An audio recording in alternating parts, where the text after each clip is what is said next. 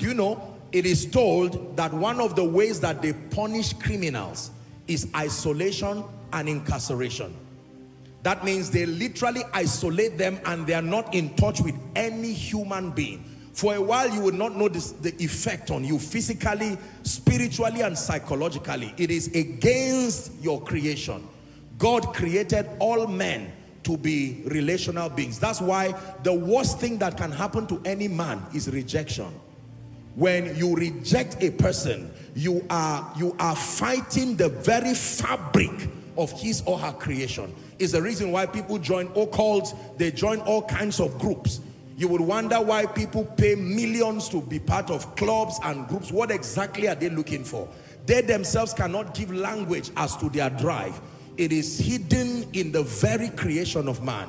God created man to be a dependent being, meaning that God did not create man to be self-existent. Are we together? Acts chapter 17, please. We'll read from verse 28. Pay attention. Acts 17. Please lend me your attention, everybody. For in him we live. Say, I agree. Say, I agree, oh, because it's the name of the Lord that is a strong tower. In him we live. In him we move. And we have our being. As certain also as our own poets have said, for we are also his offsprings. Verse 20 what now? No, go back to 23, please. 23 to 28. 23 to 28. For as I passed by, remember, this was in Athens, I found an altar with the inscription to the unknown God, whom therefore ye ignorantly worship him, and that's the one I declare unto you. 24. God that made the world and all things, seeing that he is Lord of heaven and earth, he dwelleth not in temples made with hands. 25. Neither is worshipped with men's hands, as though he needed anything, seeing he giveth to all life and breath and all things. 26. And had made of one blood all nations of men for to dwell on all the face of the earth, and had determined the times before appointed and the bounds of their habitation. 27. It says that they should seek the Lord. Did you see that now?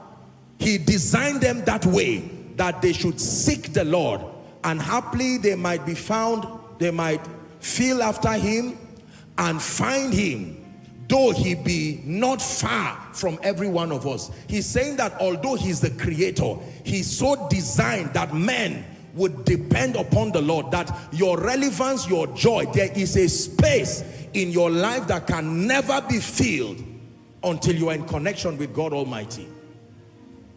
This scripturally debunks that idea of not needing God. Please look at me. When we advocate that people connect with God sincerely, it is not just to solve your financial problems or solve marital problems.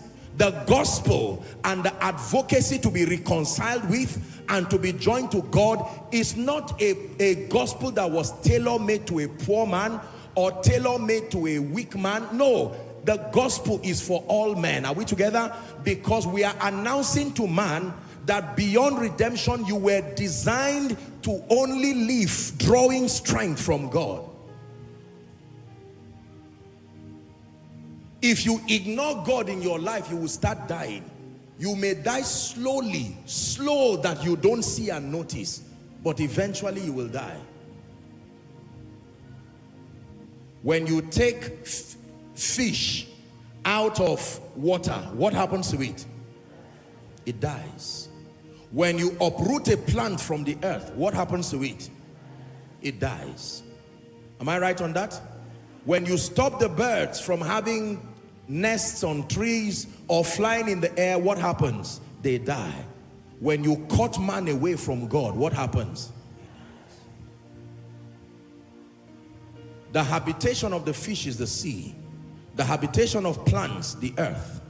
The habitation of the birds, the trees, the earth and the air. The habitation of man by design is the presence of God. Are we together now? It's important you learn that.